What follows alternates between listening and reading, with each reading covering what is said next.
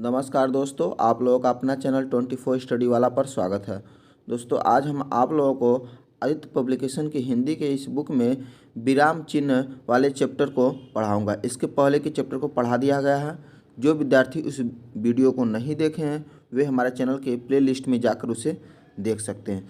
चलिए दोस्तों शुरू करते हैं इस सेशन को। हम आ जाते हैं विराम चिन्ह वाले चैप्टर में। इसमें देखिए दोस्तों, सबसे पहले विराम चिन्ह में देखिए लिखा है, यहाँ पे आप देख सकते हैं विराम चिन्ह। इस पेज को थोड़ा सा हम जूम करते हैं। देखिए इसमें पहले विराम का परिभाषा होता क्या है, ये सारी चीज़ इसमें बताई गई। तो इसमें देखिए लिखा है, विराम का अर्थ जो होता है ठहराव या रुकना होता है। जिस तरह हम काम को करते समय बीच बीच में रुकते हैं फिर आगे बढ़ते हैं, वैसे ही लेखन में भी विराम की आवश्यकता होती है। अतः पाठक के मनोविज्ञान को ध्यान में रखते हुए भाषा में विरामों का उपयोग आवश्यक है। श्री कामता प्रसाद गुरु जी ने विराम चिन्हों को अंग्रेजी से लिया हुआ मानते हैं। वे पूर्ण विराम को छोड़ शेष सभी विराम चिन्हों को अंग्रेजी से संबंध करते हैं। आगे देखते हैं और परिभाषा इसमें देखिए, भाषा के लिखित रूप में अभिव्यक्त करने को सरल, सहज, रोचक एवं स्पष्ट बनाने के लिए जिन चिन्हों का प्रयोग किया जाता है उन्हें विराम चिन्ह कहते हैं। ठीक है, विराम चिन्हों के भेद में देखेंगे, इसमें देखेंगे श्री कामता प्रसाद गुरु ने विराम चिन्ह जो थे टोटल 20 बताए थे। कितने? टोटल 20। और ये जो 20 हैं इसके नीचे देखिए कौन कौन 20 हैं। इसमें देखिए अल्प विराम, इसका चिन्ह ऐसे होता है। अर्ध विराम ऐसे होता है। पूर्ण विराम, प्रश्न चिन्ह, आश्चर्य चिन्ह जिसे विस्मय बोधक चिन्ह भी बोला जाता है, विस्मयादि चिन्ह भी बोला जाता है, निर्देशक चिन्ह जिसे डैश के रूप में, संयोजक चिन्ह या योजक चिन्ह जो होता है, सामाहिक चिन्ह, इनको ऐसे लिखा जाता है। उसके आगे कोष्ठक आप लोग देखे ही, ये कोष्ठक ये सब होते हैं। फिर अवतरण चिन्ह ये होता है, उद्धरण चिन्ह ये होता है, उपविराम, अपूर्ण विराम ये इसको कहते हैं। इसे ही गुरु विसर्ग के समकक्ष बताकर मान्यता देने की भी बात करते हैं। विवरण चिन्ह ऐसे होता है। पुनरुक्त सूचक चिन्ह जो होता है ये ऐसे होता है। पुनरुक्त से बचने के लिए जो लगता है कि मान लीजिए तुरंत पुनरुक्त लगाने के लिए यह वाली चिन्ह लगाई जाती है, पुनरुक्त सूचक चिन्ह। आगे देखिए दोस्तों, लाघव चिन्ह या संक्षेप सूचक चिन्ह ऐसे लगता है। लोप चिन्ह आपका ये होता है। पाद चिन्ह या रेखिका चिन्ह ये होता है। दीर्घ उच्चारण चिन्ह यस की जैसे हो, जैसे कि हे राम लिखना होता है, ओम लिखना रहता है तो उसमें आता है दीर्घ उच्चारण चिन्ह। जैसे कि इसमें ऐसे होते हैं जब कोई जिसम कहते हैं ना ओम, तो ज़्यादा समय तक उसको उच्चारण करना रहता है तब इसमें यस लगाते हैं, यस जैसा लगाते हैं, इसी को बोला जाता है दीर्घ उच्चारण चिन्ह। उसके बाद है पाद बिंदु, हंस पद या त्रुटि चिन्ह या काक चिन्ह ये ऐसे होता है। टीका चिन्ह ऐसे आपका होता है। तुल्यता सूचक चिन्ह या समता सूचक चिन्ह आप देख सकते हैं तो आसान है, इसमें समाप्ति सूचक ऐसा होता है। अपूर्ण सूचक चिन्ह ऐसे होता है। किसी भी लेख में से जब कोई जरूरी अंश छोड़ दिया जाता है तब उसके स्थान पे यह चिन्ह लगाया जाता है अपूर्ण सूचक चिन्ह, जो आपका ये क्रॉस है, ऐसे 3। ठीक है, आगे देखते हैं दोस्तों। आगे आपका अल्प विराम। अल्प विराम जो पहला आपका है उसमें भाषा को पढ़ने या बोलने में जो थोड़ी देर का ठहराव आता है उसे अल्प विराम कहते हैं।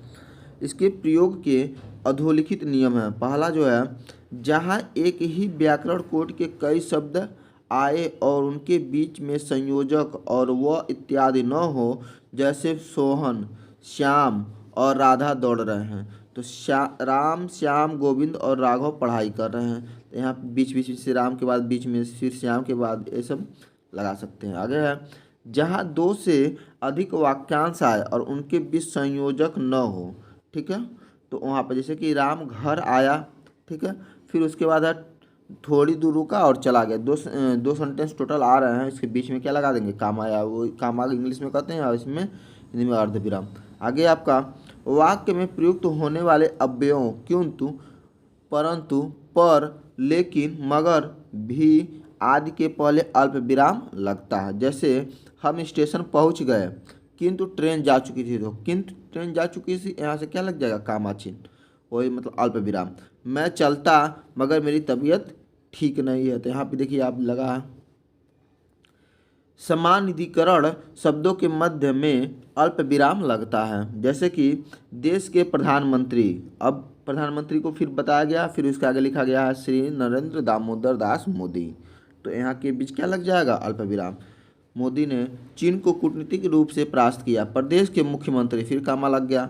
योगी आदित्यनाथ ने अपने विपक्षियों को परास्त किया। ऐसे वाक्य खंडों के बाद अल्प विराम लगता है, जिसके बाद लगने वाले तो अल्प विराम तब वह आदि का लोप हो। जैसे जो आदमी पुलिस द्वारा मारा गया, वहाँ पे कामा लगा देंगे, बदमाश था, वह का लोप हो जा रहा है। ठीक है, वहाँ पे जैसे कि जो आदमी मारा गया वह बदमाश था, तो वहाँ पे वह तो है नहीं ना, हट गया। ऐसे जब लगाया जाता तो वहाँ भी अल्प विराम लगाता है।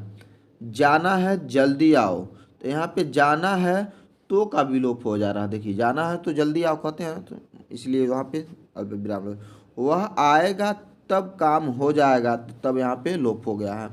आगे अगला जो नियम है आपका वो देखिए, हाँ नहीं अच्छा, हाँ नहीं अच्छा तथा संबंध बोधक कारक के बाद भी अल्प विराम लगता है। जैसे हाँ कल सवेरे आ जाना था, हाँ के बाद लग जाता है। फिर नहीं तुम्हारी आवश्यकता नहीं है। अच्छा तुम जल्दी ही आ जाओ। माँ मेरा कल्याण करो। मोहन कक्षा से निकल जाओ। राधा अब घर के अंदर आ जाओ। आगे देखते हैं दोस्तों, आगे आपका उपवाक्यों में पूर्व और पश्चात में अल्प विराम लगता है। जैसे मोहन हो गया जो बड़ा अच्छा खिलाड़ी है, कल उसकी टांग टूट गई। तो अब देखिए मोहन है, फिर इसमें एक पूर्व जो उसके बारे में बताया गया है ना, फिर उसके बाद क्या है, कल उसकी टांग टूट गई। जब दो सेंटेंस आ गए इसमें, तो यहाँ पे आप कामा लगा दे सकते हैं। ठीक है, लिखा है ना, उपवाक्यों के पूर्व पश्चात भी अल्प विराम। जो यह उपवाक्य मतलब मोहन के बारे में विशेषता बताता है, तो अगर ऐसे सेंटेंस आते हैं तो उसके बीच में अल्प विराम 2 बार लगेगा। शुरू में लगेगा, फिर जो उपवाक्य उसके बाद भी लगेगा। राधा जो बहुत अच्छा गाती है आज उत्सव में नहीं आएगी। वाक्य में जब एक ही प्रकार की कई संज्ञाएं आए तो उसके बीच भी अल्प विराम लगता है। जैसे कई संज्ञा आ गई, जैसे कि श्यामा हो गई, कामनी हो गई, कौशल्या, वंदना वगैरह जब एक ही साथ रहेंगी तो बीच बीच में क्या हो जाएगा, कामा हो जाएगा। उसके साथ क्रोध, लोभ, मोह जीवन के लिए घातक है। उसने गाय के बाद कामा, फिर बैल, भेड़, बकरी पाल रखी है, तो सब इसके बीच बीच में कामा लग जाएगा। छंदों के एक चरण की समाप्ति पर अल्प विराम चिन्ह लगता है। जैसे रहीमन निज मन की व्यथा, मन ही राखो गोय, सुन इठ लहिए लोग सब, बाट न लही कोई। तो यहाँ पे देखिए, जब इस चरण समाप्त हो रहा, प्रथम चरण है ना, रहीमन निज मन की व्यथा, इसके बाद एक चरण समाप्त हुआ तो फिर क्या लगा दिए, कामन। फिर इस तरह से पूरा लाइन कंप्लीट हो गया। फिर आगे है सुन इठलहि लोग सब, तो फिर चरण समाप्त हुआ, फिर कामा, फिर पूरा सेंटेंस को कंप्लीट किया गया। आगे देखिए दोस्तों, अगला जो आपका है वह है अर्ध विराम। क्या है, अर्ध विराम। इसमें देखिएगा, वाक्य में जब अल्प विराम से अधिक ठहराव हो, जितना अल्प विराम वाला जो कामा वाला लगा रहे थे ना, उससे जब अधिक ठहराव हो तब अर्ध विराम का प्रयोग करते हैं। यह 3 स्थितियों में लगता है। एक तो जहाँ प्रमुख वाक्य और अन्य खंडों में बहुत अधिक संबंध न हो, तथा जहाँ वाक्य और उपवाक्य पूरी तरह से असंबद्ध हो, और जहाँ वाक्य और उसके खंडों में कथन पर परिणाम अंत में न आए। जैसे आओ बैठो खेलो पर बदमाशी मत करो। तो अब यहाँ पे देख रहे हैं, आओ है ना, आओ तो इससे जैसे अब तुरंत नहीं बोला, आओ मतलब कुछ रुकना है उसको, आ रहो, फिर बैठो, फिर खेलो, फिर बदमाशी मत करो। तो यहाँ पे रुक के हो रहा है, ज़्यादा समय थोड़ा सा लग रहा है, इसलिए यहाँ पे क्या लग जाएगा, सब जगह अर्ध विराम लगेगा। देखिए अर्ध विराम का चिन्ह आप यहाँ पे देख सकते हैं। उप विराम के बारे में देखते हैं, तो श्री कामता प्रसाद गुरु ने इस विराम चिन्ह का उल्लेख नहीं किया है। जब बोलने लिखने में अल्प विराम से अधिक का ठहराव लगता है तो वहाँ पे उप विराम होता है। जैसे साकेत एक अध्ययन, तो साकेत, उसके बाद चुप हो जाएंगे, फिर लिखेंगे एक अध्ययन। साकेत के बारे में एक अध्ययन लिख रहे हैं हम, तो क्या लिखेंगे, साकेत एक अध्ययन। कामायनी एक अनुशीलन। तो ऐसे आप ये जो लगता है इसको बोला जाता है उप विराम। ठीक है, पूर्ण विराम, तो पूर्ण विराम तो आप लोग सभी लोग जानते होंगे इसमें, लेकिन देख लीजिए इसका कहाँ कहाँ लगता है। यह वाक्य की समाप्ति का बोधक है। वाक्य जो है जहाँ पे समाप्त होता है वो बताता है कि हाँ वाक्य समाप्त हो गई। अर्थात पूर्ण विराम वाक्य को पूरी तरह से ठहरा और वाक्य के संपूर्ण अर्थ का बोधक है। अधोलिखित स्थितियों में इसका प्रयोग होता है कहाँ पे? वाक्य के अंत में। जैसे राम पुस्तक पढ़ता है, सैनिक युद्ध में वीरतापूर्वक लड़े, कहानी उपन्यास लिखने में वह डाकू कितना भयानक था, उसका चेहरा आदि। देखिए तो अब उसके बाद कंप्लीट हो गया। छंद के चरणों की समाप्ति पर अब देखिए, जैसे कि रहेउ एक दिन अवधि उधारा, रहिउ एक दिन अवधि अधारा, समझत मन दुख भयो अपारा। तो यहाँ पे देखिए दोनों सेंटेंस खत्म हो गया, तो यहाँ पे पूर्ण विराम लग जाता है। ठीक है, आगे देखिए प्रश्नवाचक चिन्ह। तो प्रश्न है पूर्ण अर्थ बनाने वाले, पूर्ण अर्थ बताने वाले जो भी पूर्ण अर्थ होते हैं, अगर वहाँ पे जो सेंटेंस बता रहे हैं उसके वाक्य में अगर कोई प्रश्न कर रहा है तो आप लगा सकते हैं। लिखा है ना, पूर्ण अर्थ बताने वाले प्रश्नवाचक वाक्यों में जो भी प्रश्नवाचक शब्द आ गए हैं अगर उसमें, तो क्या होगा यहाँ पे यह चिन्ह जरूर लगेगा। जैसे कि तुम कब आओगे, प्रश्न पूछा जा रहा है, जब अरे पूर्ण भी हो गया है इसलिए यहाँ पे क्या लग जाएगा? प्रश्नवाचक चिन्ह। तुम क्या खाओगे, वह क्यों नहीं आया, तुम क्या कर रहे हो, इस सब में प्रश्नवाचक चिन्ह लगेगा।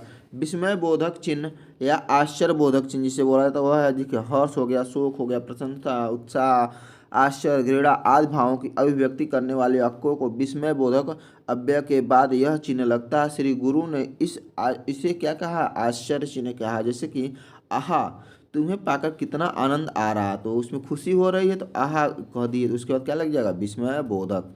अरे जादूगर ने लड़की को गायब कर दिया, तो क्या हो गया? आश्चर्य चिन्ह इसमें हो रहा है, तो अरे के बाद क्या लग जाएगा? हो जाएगा। फिर ओह तुम आ गए, बहुत अच्छा हुआ, प्रसन्नता, तो यहाँ पे लग जाएगा। आह वह बेचारा कल चल बसा, तो यहाँ पे शोक की बात हो गई। छी छी तुम कितने घृणित आदमी होते, यहाँ पे घृणा की बात हो गई, तब विस्मय बोधक लग गया। यहाँ से आप देख सकते हैं। ठीक है, आगे है आपका, आगे देखते हैं उद्धरण चिन्ह या इसे अवतरण चिन्ह कहते हैं। ये होता है आपका अवतरण चिन्ह जब किसी के कथन को या किसी पुस्तक के अंश को ज्यों का त्यों उद्धृत करते हैं तो प्रारंभ में और अंत में उद्धरण चिन्ह लगाते हैं। जैसे आगे देखते हैं दोस्तों, कबीरवाड़ी के डिक्टेटर थे, यहाँ पे लग गया। यहाँ पे देखिए कबीरवाड़ी के डिक्टेटर थे, तो यहाँ पे ऊपर भी ऐसे लग गया और इधर भी देखिए लगा हुआ है। तो डॉक्टर हजारी प्रसाद द्विवेदी के अनुसार, मतलब अगर मान लीजिए कबीरवाड़ी के डिक्टेटर किसी कोई कहा होगा, मान लीजिए हजारी प्रसाद द्विवेदी जी कहे हैं, तो अब इनके बारे में पूरी स्टेटमेंट बोल दी गई है, तो यहाँ पे क्या लग जाएगा कि मतलब इनके द्वारा बोला गया, इसलिए यहाँ पे लग जाएगा ये वाले चिन्ह, उद्धरण चिन्ह। अब देखिए श्री कामता प्रसाद गुरु ने उद्धरण चिन्ह को निदेशक चिन्ह और इसके लिए एक मतलब जो होता है सिंगल कामा अगर लगा तो कोष्ठांकित के रूप में प्रयोग भी इसका बताते हैं कि मतलब कोष्ठांकित जो भी चिन्ह है उसका प्रयोग ये बता रहे हैं। फिर उसके बाद संयोजक देखिएगा, संयोजक चिन्ह जिस हिंदी में इसे समासिक चिन्ह भी कहते हैं, ये दो सहचर या अथवा विपरीतार्थक शब्दों के मध्य यह चिन्ह प्रयुक्त होता है, संयोजक चिन्ह। जैसे कि मान लीजिए सहचर मतलब एक साथ आने वाले, या विपरीतार्थक मतलब जो अपोजिट होते हैं, ठीक है, जो उल्टा हो। जैसे कि आचार विचार, रंग रूप, आना जाना, मतलब आचार भर आएगा तो मजा नहीं, मतलब आपको समझ में नहीं आएगा। जैसे रंग कहेंगे तो रूप उसके साथ जरूर है, तो इसको कहते हैं सहचर शब्द। जैसे आना जाना ये क्या एक साथ ही शब्द रहेंगे। विपरीतार्थक में देखेंगे तो धरती आकाश, दिन रात, अंधेरा और उजाला, ये क्या हो जाएगा? विपरीतार्थक शब्द। इसके बीच में क्या लग जाएगा? संयोजक चिन्ह। उसके बाद धर द्वार, धर द्वार, उसके बाद माता पिता, देखिए यहाँ पे घर द्वार होना चाहिए, यहाँ पे धर नहीं घर होना चाहिए था। माता पिता, भाई बहन, उठना बैठना, ये सब क्या हो जाएगा? समासिक चिन्ह हो जाएगा। कोष्टक में, कोष्टक का प्रयोग कहाँ पे होता है? इसका प्रयोग किसी शब्द के अर्थ को स्पष्ट करने, क्रमांक को घेरने के लिए तथा नाटकों में पात्र की गतिविधियों अथवा रंग संकेतों के लिए होता है। जैसे कि सुमित्रानंदन, अब इनका शॉर्ट फॉर्म में क्या हो जाएगा? लक्ष्मण। कौनते, जैसे कि सुमित्रानंदन को लक्ष्मण हो गए। फिर कौनते मतलब कौनते जो है अर्जुन हो गए, ठीक है। राधेय, जैसे कि उपनाम जब होता है, क्या बोला गया कि मान लीजिए अगर राधे, वही बोला गया ना। आप देखिए इसका प्रयोग है कि शब्द के अर्थ को स्पष्ट करने के लिए होता है। जैसे कि मान लीजिए अगर सुमित्रानंदन कोई नहीं जानता है तो शॉर्ट फॉर्म में क्या कर देंगे उसमें? लक्ष्मण की मतलब सुमित्रा के नंदन, सुमित्रा के पुत्र कौन है? लक्ष्मण जी हैं। कौनते मतलब कुंती के पुत्र अर्जुन हो गए। राधा जी के पुत्र कर्ण हो गए। तो ये थी, जिसे कर्ण की माता का नाम राधा था तो इसलिए राधे उनको कहा जाता था। अर्थ का स्पष्टीकरण, संतों के 3 प्रमुख गुण हैं। कौन कौन प्रमुख गुण हो जाएंगे? वह है सदाचरण, सत्य भाषा, ईश्वर भजन क्रमांक के निर्देशक। ठीक है, आगे है नेता के देखिए, तो अपनी तिरछी हो गई टोपी सीधी करते हुए मैं उस अधिकारी को सबक सिखा दूंगा। यह क्या है? एक नाट्य संकेत है, तो इसमें भी क्या लग जाएगा? अब नेता है और इसके बारे में बताया गया कि वो अपनी तिरछी हो गई टोपी की सीधी करते हुए, नेताजी यहाँ भाषण दे रहे हैं तो क्या करते हैं? अपनी टोपी सीधी कर रहे हैं, उसी भाषण देते हैं। तो वहाँ पे क्या नेता है और फिर उनके बारे में वो कोई लिख रहा है, बता रहा है, तो कहेगा नेताजी क्या कर रहे थे? अपनी टोपी को, जो तिरछी टोपी थी उसको सीधी कर रहे थे और उसके बाद लिख रहे थे, बोल रहे थे कि मैं उस अधिकारी को सबक सिखा दूंगा। या जब नाटक वाटक कर रहे थे कोई नेता मान लीजिए हैं, वही इसमें इस तरह से होता है। ठीक है, श्री कामता प्रसाद गुरु ने कोष्ठक को 2 और भेद बनाए हैं, जिसे वर्गाकार कोष्ठक होता है और एक सर्पाकार कोष्ठक होता है। तो देखिए वर्गाकार कोष्ठक, आगे है आपका वर्गाकार कोष्ठक। इसका प्रयोग जो होता है भूल सुधारने अथवा शब्द में किसी त्रुटि के सही दिखाने के लिए किया जाता है। यह कोष्ठक को घेरने का भी काम करता है। जैसे कि अनुवादित है तो अनुदित ग्रंथ होता है, यह भूल सुधार हो गया। साकेत महाकाव्य लेखक जो मैथिली शरण गुप्त हैं, तो अब यहाँ पे साकेत महाकाव्य एक कोष्ठक लग चुका है, अब इसको घेरने का काम यहाँ पे कर रहा है। तो यहाँ पे क्या लग जाएगा? बड़ा वाला, ये वाला। अब वर्गाकार वाला देख सकते हैं। ठीक है, ये जो लगा है उसका क्या है? अन्य कोष्ठकों से भिन्नता के क्रम में लगाया जाता है। आगे है सर्पाकार कोष्ठक। श्री गुरु के अनुसार इसका उपयोग जो है एक वाक्य के ऐसे शब्दों को मिलाने में होता है जो अलग पंक्ति में लिखे जाते हैं और जिनका संबंध किसी एक साधारण पद से होता है। इस प्रकार कुल जो होते 3 प्रकार के कोष्ठक हो गए। पहला इस तरह से नॉर्मल, उसके बाद वर्गाकार वाला और एक सर्पाकार होते हैं। आगे देखते हैं दोस्तों, विवरण चिन्ह। किसी स्थान, वस्तु या व्यक्ति के वर्णन में इस चिन्ह का प्रयोग होता है। उत्तर प्रदेश में कई बड़े नगर हैं, जैसे कि लखनऊ, कानपुर, इलाहाबाद, वाराणसी। ठीक है, तो ये जो बता रहा है ना कौन कौन बड़े नगर है, तो यहाँ पे जो चिन्ह लग गई है कि उसके बारे में बता रहा है, उसका विवरण दे रहा है, इसलिए क्या हो जाएगा? विवरण चिन्ह। पुनरुक्त चिन्ह जो होता है, जब एक ही वस्तु को बार बार दोहराने में बचने के लिए इस चिन्ह का प्रयोग करते हैं। जैसे कि मान लीजिए कोई आप वस्तु लिख रहे हैं, चीनी क्या है? 5 किलो। अब फिर हमको आटा भी 5 किलो चाहिए, तो अब उसके 5 किलो न लिख के क्या करते हैं? नीचे लगा देते हैं, समझ जाता है कि अगला बंदा ये रिपीट करना चाहता है। इसी तरह चावल है 5 किलो भी हो गया, समझिए। ठीक है, आगे देखते हैं लाघव चिन्ह। लाघव चिन्ह क्या होता है कि मतलब किसी भी सेंटेंस को किसी भी शब्द को छोटा कर देता है। जैसे कि लिखा है इसमें ना, श्री कामता प्रसाद गुरु ने इसे संकेत करते हैं। अंग्रेजी में यह खूब चलन, जिसे पूरे शब्द के स्थान पर उसका प्रारंभिक शब्द लिखकर और ये वाला डैश मतलब 0 जैसा लगा देंगे तो ये क्या हो जाएगा? लाघव चिन्ह हो जाएगा। जैसे कि प्र के बाद क्या लग गया?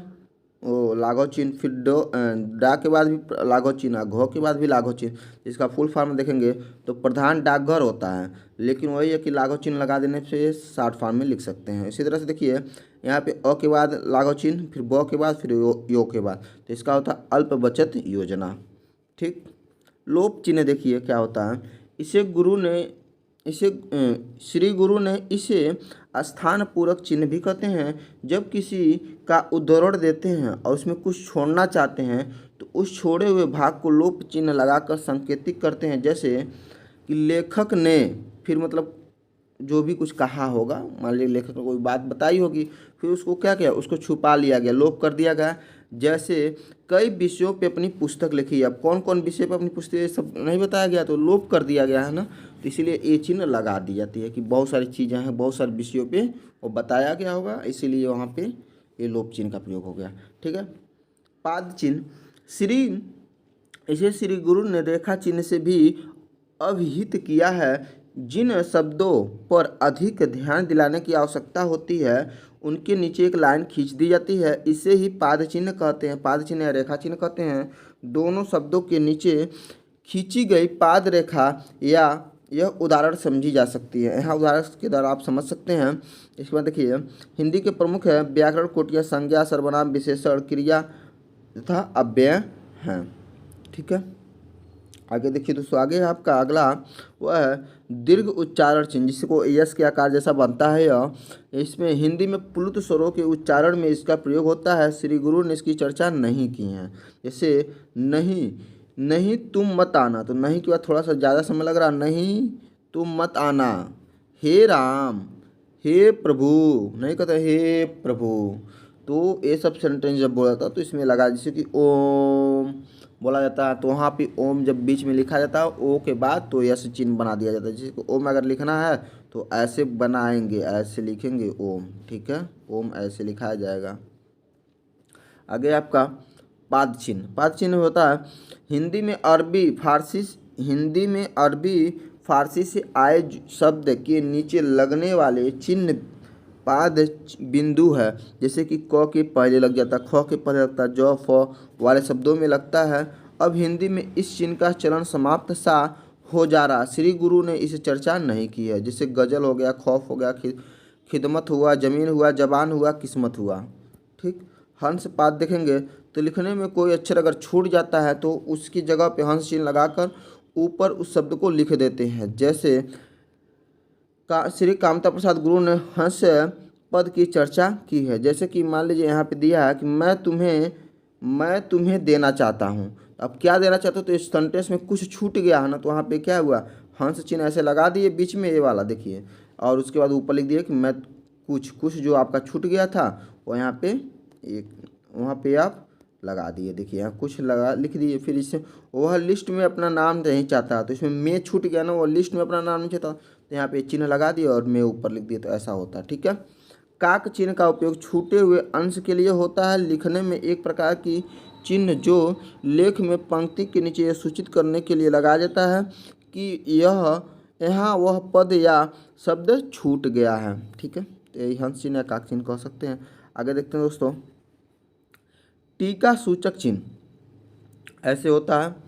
श्री गुरु के अनुसार पृष्ठ के नीचे या हाशिए में कोई सूचना लिखने के लिए तारांकित एक धन या दो धन का प्रयोग कोई अंक लिख देते हैं तो शोध ग्रंथों की पाद टिप्पणियों में अंक में दिया जाता है। कार्यालय कार्यों में तारांकित या धनांकित चिन्हों का प्रयोग किया जाता है। आगे देखते हैं दोस्तों, तुल्यता सूचक वही बराबर जिसे कहते हैं हम लोग कि बराबर रूप से है, तो वही तुल्यता बता रहा। तो शब्दार्थ दिखाने या गणित में तुल्यता सूचित करने में यह चिन्ह व्यवहृत होता है। जैसे पाषाण बराबर क्या होता है, पत्थर, चाहे पाषाण कहिए चाहे पत्थर कहिए।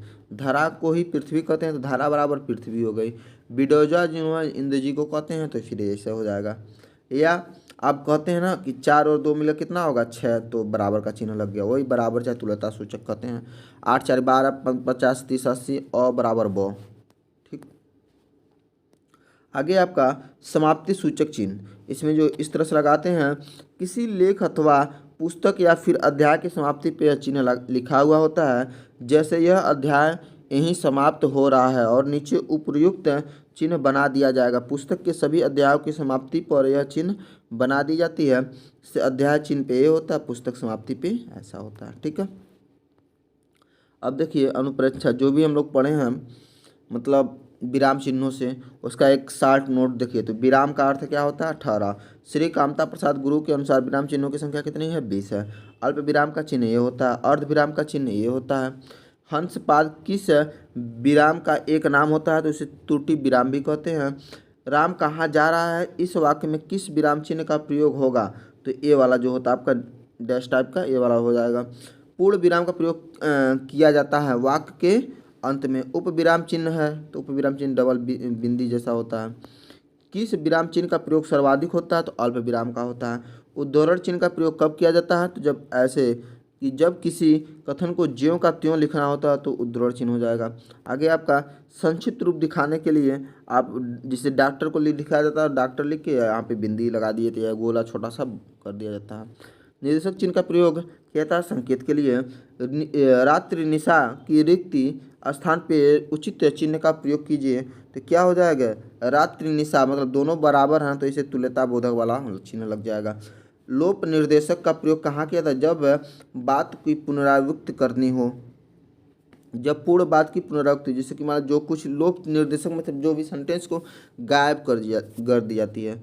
जब बात पूर्व बात नहीं, देखिए यहाँ पे ये लोप निर्देश का प्रयोग ये नहीं होगा। जब पूर्व बात की पुनरुक्ति होती है ना, तो पुनरुक्त चिन्ह लगाई जाती है। देखिए यहाँ पे शायद गलत लिखे हैं, आप लोग इसको एक बार अच्छे से देख लीजिए, क्योंकि देखिए लोप निर्देशक जो बीच में जैसे गायब होने जैसे कि कभी न किसी के बारे में बहुत कुछ लिखता है ना, वह कभी फिर उसके बारे में बहुत कुछ है, अगर लिखा है तो उसके बारे में बहुत कुछ लिखा है ना, तो वहाँ पे कुछ है लिखा है तो डैश डैश करके कौन कौन सी चीज़ लिखी है, अगर वो नहीं लिख रहा है तो डैश डैश करके छोड़ देगा, तो वो होता है लोप चिन्ह। और जब पुनरुक्त होती है तो पुनरुक्त बारे में आपको दिखा रहा हूँ, यहाँ पे पुनरुक्त है, आप देख सकते हैं, अभी तो हम बताए थे।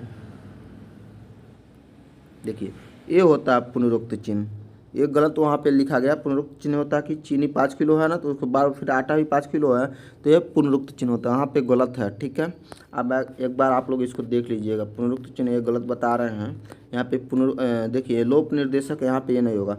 लोप निर्देशक जो होता है, जो सेंटेंस को गायब हो जाते हैं वहाँ बीच में वो लोप निर्देशक। अब पुनरुक्त चिन्ह ऐसे होता है, ये तो बोल रहा है कि पुनरुक्त चिन्ह ये वाली होती है। ठीक है, जब वाक्य या अनुच्छेद में किसी अंश को छोड़कर लिखना हो तो लोप चिन्ह का प्रयोग करते हैं। और ये प्लस प्लस प्लस रेखांकित चिन्हों का लोप सूचक चिन्ह है। इसके अलावा ये डैश डैश डैश करते, देखिए अब यहाँ पे बता रहा ना, ये डैश डैश ये लोप सूचक चिन्ह होता है। ठीक है, ऊपर वो गलत है। किसी की कही हुई बात को स्पष्ट करने के लिए वाक्य के अंत में विवरण चिन्ह का उपयोग करते हैं। जैसे उत्तर प्रदेश में कई बड़े नगर हैं, जैसे मान लीजिए उसमें जैसे जिसे हम लोग लिख देते हैं जैसे, जैसे की जगह पे आप डाट ऐसे भी चिन्ह बना के लिख सकते हो। उसके बारे में कौन कौन बड़े शहर, तो लखनऊ हो गए, प्रयागराज हो गया, वाराणसी हो गई। किसी अक्षर या शब्द पर विशेष बल देने के लिए इकहरा उद्धरण का प्रयोग किया जाता है। जैसे निराला हिंदी के प्रसिद्ध महाकवि हैं सूर्यकांत त्रिपाठी निराला, तो निराला मतलब हैं, तो उस शब्द पे मतलब वो कवि हैं, उनके रूप में बहुत उस पर थोड़ा सा विशेष ध्यान देने की बात की गई है। इसलिए क्या किया जाता है कि ये जो इकहरा उद्धरण होता है उसका प्रयोग किया था। दोहरा उद्धरण होता है, इस चिन्ह का प्रयोग किसी कथन को यथावत ज्यों का त्यों लिखने में। जब कोई कथन कोई बोलता है तो ज्यों का त्यों अगर लिखना है तो यह आपका दोहरा उद्धरण का प्रयोग किया जाता है। आगे देखिए दोस्तों, विराम चिन्ह से संबंधित जो भी क्वेश्चन आए हुए हैं आपके एग्जाम में, चाहे यो यूपी ट्रिपल एससी की बात हो, यूपी पुलिस कांस्टेबल की बात हो, एसआई की बात हो, यहाँ तक पीसीएस के भी क्वेश्चन आते हैं, उसमें भी आप देख सकते हैं। तो उससे पहला क्वेश्चन हम देखते हैं, मुझे बाहर जाना है, रेखांकित चिन्ह को पहचानिए। तो मुझे बाहर जाना कहाँ पे रेखा किया गया है, यहाँ पे देखिए। तो अब ये कैसा हो जाएगा, तो ये पूर्ण विराम हो जाएगा। अगला क्वेश्चन है, किसी पद उपवाक्य आदि की विशेषता दिखाने के लिए शब्द के नीचे एक रेखा खींचते हैं, उसे कहते हैं, क्या कहते हैं उसको, तो अधोरेख चिन्ह कहते हैं। क्या कहते हैं, अधोरेख चिन्ह कहते हैं। दो समानार्थी शब्दों में पुनरुक्त के बीच में किस विराम चिन्ह का प्रयोग होता है, तो योजक चिन्ह का प्रयोग होता है। कौन सा, योजक चिन्ह हो जाएगा। कोष्टांकित विराम चिन्ह का नाम क्या है, कोष्टांकित विराम चिन्ह का नाम होता है अल्प विराम। क्या होता है, अल्प विराम। और जो ये आपका विराम चिन्ह है, ये कौन सा विराम होता है, तो यह होता है तुल्यता सूचक विराम। किसी वाक्य में विराम चिन्ह का उचित प्रयोग नहीं है, किस वाक्य में विराम चिन्ह का उचित है प्रयोग नहीं है। मैं मनुष्य की मानवता देखना चाहती हूँ, उसे देवता बनाने के लिए मेरी इच्छा नहीं है, ये गलत हो जाएगा, क्योंकि यहाँ पे होना चाहिए था। यहाँ पे देखिए सबसे बढ़िया ये है आपका, सुनो सुनो वह गा रही है। यहाँ पे स्पष्ट लगा हुआ है आपका, विस्मय सुनो सुनो बता रही है उसके बारे में, चाहे होता है आश्चर्य से दिखा रही है, वो गा रही है, तो सुन रहे हैं लोग, तो सुनो सुनो ये आपका सही है। पूर्ण विराम भी यहाँ पे लगा हुआ है, कोई दिक्कत नहीं है।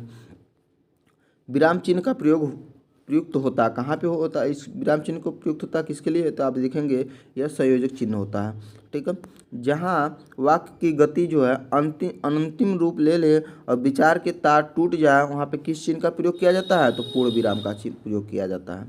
आगे देखते हैं दोस्तों, किसी की कही हुई बात को स्पष्ट करने के लिए उस वाक्य के अंत में किस चिन्ह का प्रयोग करते हैं, तो होता है विवरण चिन्ह। किसी अक्षर या शब्द का विशेष बल देने के लिए किस चिन्ह का प्रयोग किया जाता है, तो इकहरा उद्धरण का। किसका प्रयोग होता है, इकहरा। निम्न में प्रश्नवाचक चिन्ह कौन सा हो जाएगा, तो प्रश्नवाचक चिन्ह तो आप लोग शुरू से ही पढ़ते आ रहे हैं, इसमें कोई संदेह वाली बात ही नहीं है। निम्न में प्रश्नवाचक चिन्ह तो ये हो जाएगा। निम्न में निर्देशक चिन्ह कौन सा है, तो निर्देशक चिन्ह आपका ये होता है। ठीक है, डी वाला ऑप्शन। निम्न में कौन सा विराम चिन्ह का प्रयोग प्रकार नहीं है, तो कौन सा प्रकार नहीं है, तो उपदेशक जो है विराम चिन्ह का प्रकार नहीं है। जहाँ वाक्य की गति जो है अंतिम रूप ले ले, विचार के तार टूट जाओ किस चिन्ह का प्रयोग करता है, तो उसे कहते हैं पूर्ण विराम। क्या हो जाएगा, पूर्ण विराम हो जाएगा। निम्नलिखित में से कौन सा अल्प विराम का चिन्ह है, तो अल्प विराम का चिन्ह क्या होता है, इसे कामा कहते हैं। क्या कहते हैं, कामा।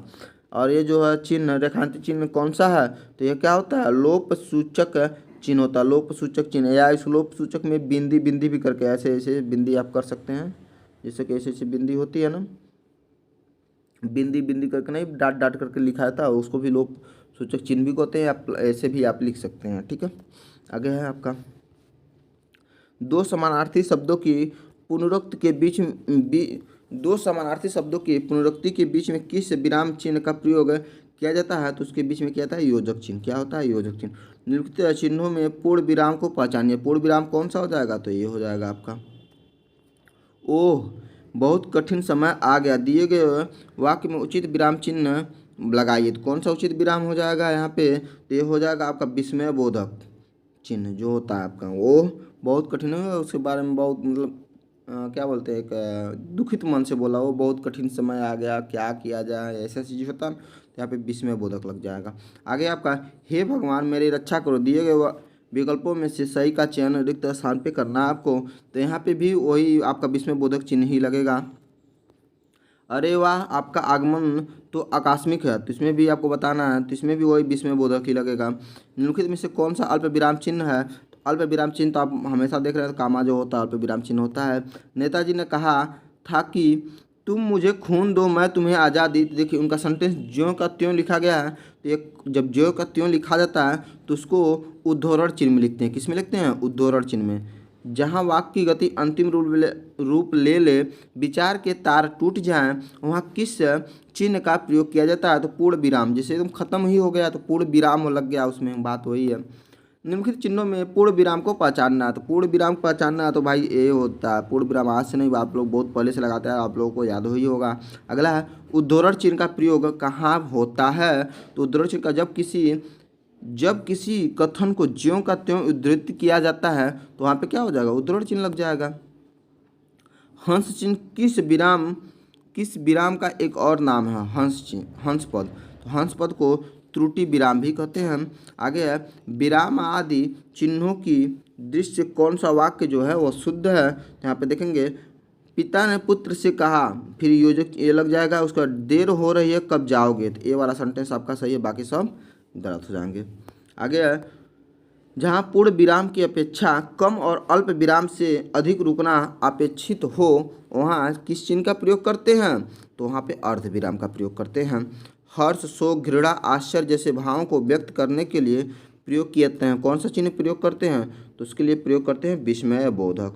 मोहन आज घूमने जाएगा, उपयुक्त वाक्य में कौन सा विराम चिन्ह लगेगा, तो मोहन आज घूमने कौन सा विराम चिन्ह लग जाएगा, तो पूर्ण विराम लगेगा। क्या लगेगा, पूर्ण विराम लग जाएगा। निम्नलिखित में से कौन सा विकल्प जो है विकल्प विराम भेद और उसके चिन्ह को सुमेलित नहीं करता है, तो हो जाएगा योजक चिन्ह।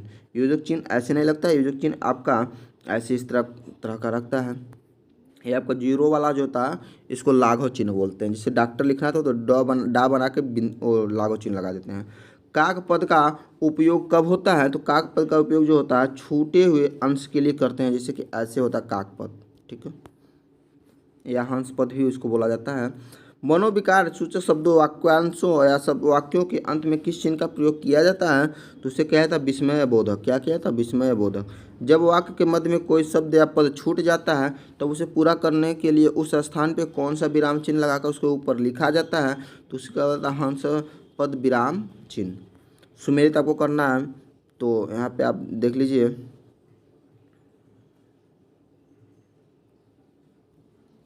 देखिए अल्प विराम, तो अल्प विराम जो होता है आपका, आपको पता है जिसको हम क्या कहते हैं, कामा कहते हैं, तो ये वाला चिन्ह हो जाएगा अल्प विराम का, ठीक है। विस्मय बोधक चिन्ह, तो विस्मय बोधक आपका ये वाला होता है।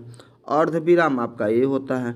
निर्देशक चिन्ह ये होता है, तो आप यहाँ से मिला के देख सकते हैं, ठीक है। आगे इसे अर्ध विराम का सूचक चिन्ह कहते हैं, तो अर्ध विराम किसे कहते हैं, तो ये वाला होता है अर्ध विराम।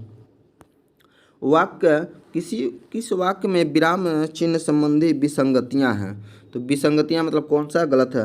तो सूर्यकांत त्रिपाठी निराला छायावाद के प्रमुख कवि थे। निराला जो होगा ये इकहरा, ये जो होता है ना, इसमें इकहरा इकहरा केवल एक ही कामा लगेगा ऊपर, यहाँ पे डबल नहीं। जब डबल तब लगता है जब किसी स्टेटमेंट को ज्यों का त्यों लिखा जाता है, तब ये डबल वाला लगता है। सिंगल वाला भी होता है बस, मतलब जो किसी की विशेष बल, जैसे सूर्यकांत त्रिपाठी फिर निराला, इसमें विशेष बल दिया गया है, इसीलिए यहाँ पे बस ये सिंगल वाला लगना चाहिए था। ठीक है, यहाँ पे डबल लगा दिया तो यही गलत हो जाएगा। इसमें से अर्धविराम का चिन्ह कौन सा है? तो अर्धविराम का चिन्ह जो होता है ये होता है अर्धविराम का चिन्ह ये। आगे देखते हैं दोस्तों, वाक्य में क्षण भर ठहराव के लिए प्रयुक्त चिन्ह कौन सा होता है? तो क्षण भर ठहराव के लिए अल्प विराम लगाते हैं। और से पहले किस चिन्ह का प्रयोग नहीं होता है? तो कौन सा चिन्ह का प्रयोग नहीं होता है? ये सभी। और के पहले ये सब नहीं लगेगा। आगे है, ये सभी का मतलब ये सभी चिन्ह नहीं लगते हैं, पूर्ण विराम नहीं लगते हैं, अल्प विराम नहीं लगते हैं, प्रश्नवाचक चिन्ह नहीं लगते। ये समझिएगा, ये सभी का मतलब ये सभी के पहले नहीं शब्द नहीं बोलने हैं, चिन्ह कौन कौन नहीं लग सकते हैं? और के पहले पूर्ण विराम नहीं लग सकता है, अल्प विराम नहीं लग सकता और प्रश्नवाचक चिन्ह नहीं लग सकता है। विस्मय बोधक चिन्ह है तो ये वाला विस्मय बोधक होता है। अर्ध विराम चिन्ह जो होता है वो कौन हो जाएगा? आपका ये वाला हो जाएगा।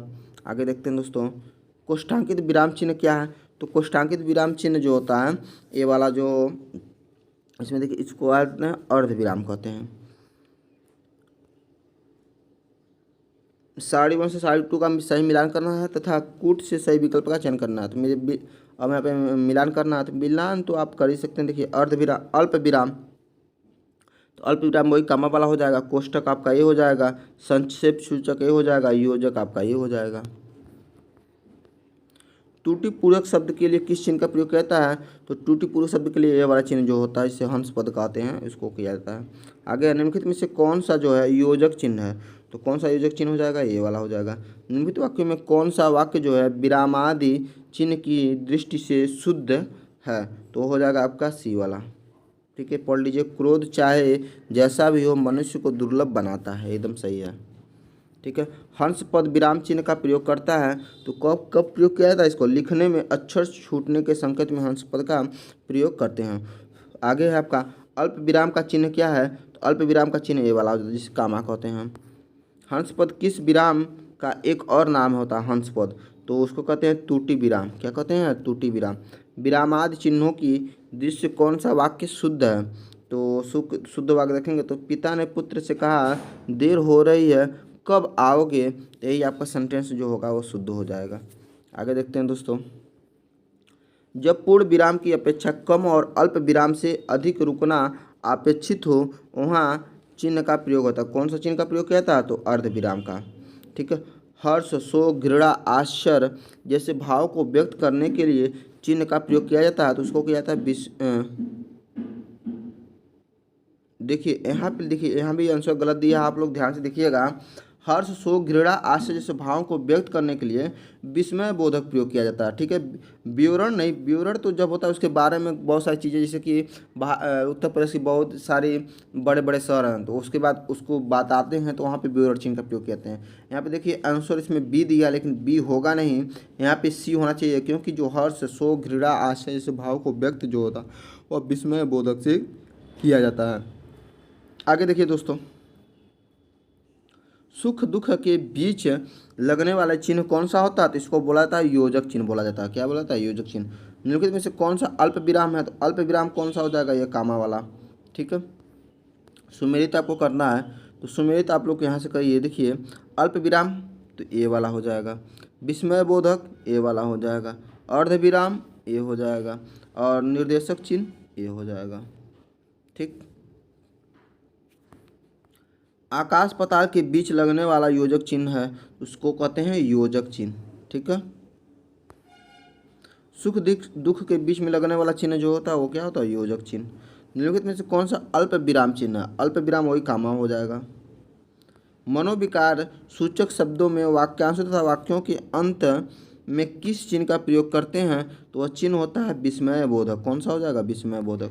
जब वाक्य के मध्य में कोई शब्द अथवा पद छूट जाता है, तब उसे पूरा करने के लिए उस स्थान पे कौन सा विराम चिन्ह लगाकर उसके ऊपर लिखा जाता है? तो होता है हंस पद विराम चिन्ह। क्या हो जाएगा? हंस पद विराम चिन्ह। आगे देखते हैं दोस्तों, आगे आपका विराम का अर्थ क्या होता है? तो विराम का अर्थ होता है ठहरना या रुकना। श्री कामता प्रसाद गुरु जी के अनुसार विराम चिन्हों को किस भाषा से लिया हुआ माना जाता है? तो वह है अंग्रेजी भाषा। कौन सी भाषा हो जाएगी? अंग्रेजी भाषा। श्री कामता प्रसाद जी के अनुसार विराम चिन्हों की संख्या कितनी है? तो टोटल 20 चिन्ह है। अल्प विराम चिन्ह को पहचानना है तो अल्प विराम क्या हो जाएगा? कामा वाला। ठीक है। आशीष, राहुल, राजा, शुल्क और वैभव अपने कार्य में संलग्न है। इस वाक्य में उचित विराम क्या हो जाएगा? तो उचित विराम जो होगा आप कामा, जैसे कि राहुल भी है, राजा भी है, शुल्क, ये सब के बीच में क्या लग जाएगा? कामा लग जाएगा। आशीष के बीच में कामा लग जाएगा, ये सब। ठीक है। आनंद घर आया, थोड़ी देर रुका और चला गया। इस वाक्य में उचित विराम चिन्ह क्या होगा? तो यहाँ भी कामा ही लगेगा। आनंद घर आया, इसके बाद कामा लग जाएगा, थोड़ी देर रुका और चला गया। ठीक है।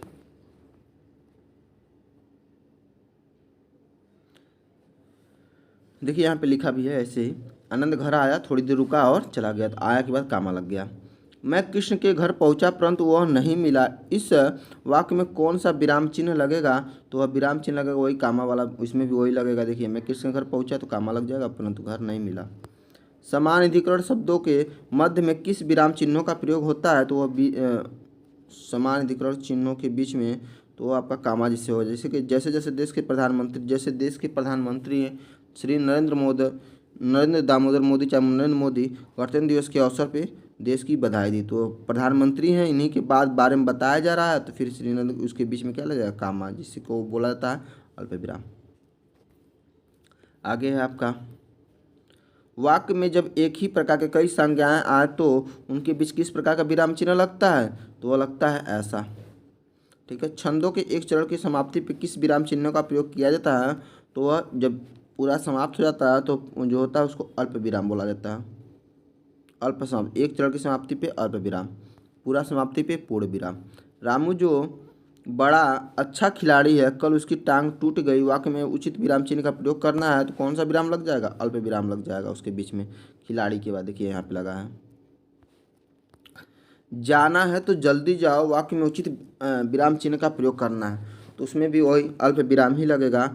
जैसे जाना है तो यहाँ पे लग जाएगा, देखिए जाना है तो यहाँ पे कामा लग जाएगा, उसके बाद तो जल्दी जाओ। ऐसे में माँ मेरा कल्याण करो, उचित विराम चिन्ह आपको बताना है तो उसमें भी आपका कामा ही लगेगा। माँ के बाद कामा लग जाएगा, मेरा कल्याण करो। आगे देखते हैं दोस्तों,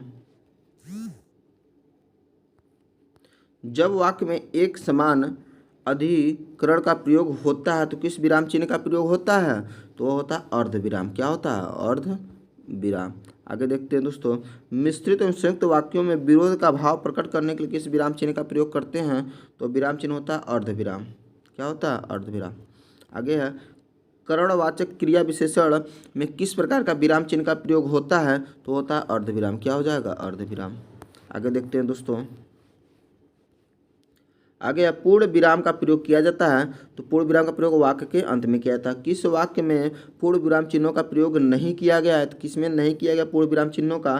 तो हो जाएगा जिससे वाक्य के अंत में किस में नहीं किया था, और किसी कहानी को लिखने के और छंद के चरणों के समाप्ति पे, तो इसमें सब में विराम चिन्हों का प्रयोग किया जाता है। जब सब कुछ होता तो इनमें से कोई ये वाला डी वाला ऑप्शन आपका सही हो जाएगा। तुम कब आओगे, इस वाक्य में उचित विराम चिन्ह का प्रयोग करना है तो क्या हो जाएगा? यहाँ पे प्रश्नवाचक चिन्ह होगा, क्योंकि वो पूछ रहा है ना कि कब आओगे। इंतजार करते हैं ना आप लोग, पूछते हैं ना कि कब आओगे तुम, तो वही चीज़ है। आहा तुम्हें पाकर कितना आनंद हुआ, आहा के बाद क्या लग जाएगा? यहाँ पे विस्मय बोधक। बहुत खुशी हो रही है, प्रसन्नता हो रही है तो उसमें विस्मय बोधक लगता है। कबीर वारी के डिक्टेटर थे, इस वाक्य में किस विराम चिन्ह का प्रयोग होगा? तो जो विराम चिन्ह होता है जो डबल वाला जो लगता है उसको बोला जाता है उद्धरण चिन्ह। क्या बोला जाता है? दोहरा उद्धरण चिन्ह। और एक होता है इकहरा उद्धरण, जिसमें एक ही कामा लगता है, तो वह किसी शब्द विशेष पे बल देने के लिए उसका प्रयोग किया जाता है। आगे है, संयोजक चिन्ह को किस अन्य नाम से भी जानते हैं? किस नाम से जाना जाते हैं? तो समासिक चिन्ह के नाम से भी जाना जाता है संयोजक चिन्ह को। भूल सुधारने अथवा शब्द में किसी त्रुटि को सही दिखाने के लिए किस कोष्टक का प्रयोग किया जाता है? तो उसे कहते हैं वर्गाकार कोष्टक। विवरण चिन्ह को पहचानना है तो विवरण चिन्ह कौन सा होता है? ऐसा होता है। पुनरुक्त चिन्ह या लाघव चिन्ह को आप पहचानना है तो पुनरुक्त चिन्ह और लाघव चिन्ह आप देखिएगा तो ए वाला होता है। ठीक है। आगे देखते हैं दोस्तों, पाद चिन्ह को श्री कामता प्रसाद गुरु जी ने किस नाम से अभिविहित किया है? तो वह हो जाएगा रेखा के रूप में। ठीक है, आगे देखते हैं दोस्तों,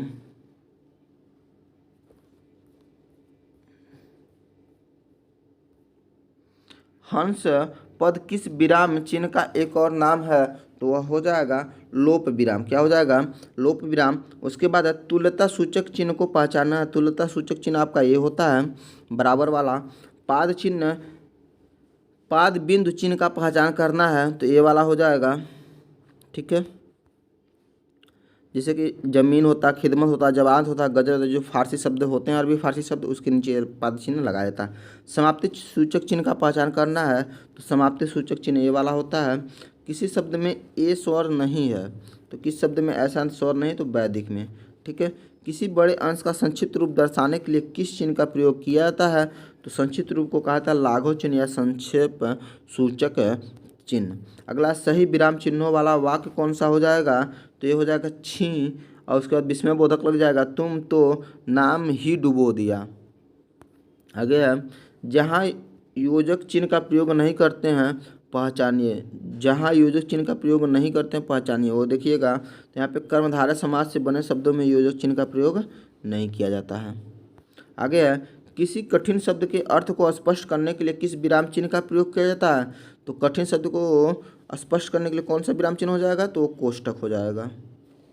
ठीक, आगे है, किस विराम चिन्ह का घोतक है जो ये बनाया गया है?